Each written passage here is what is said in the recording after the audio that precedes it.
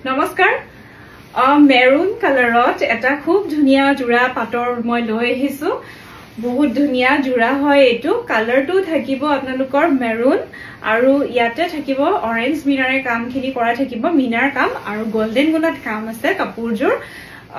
বহুতে বিৰাতে ধুনিয়া গৰ্জিয়াস কাপোৰ এবোৰ ৰিসেপশন ওয়্যাৰ আপোনালোকে কৰিব পাৰে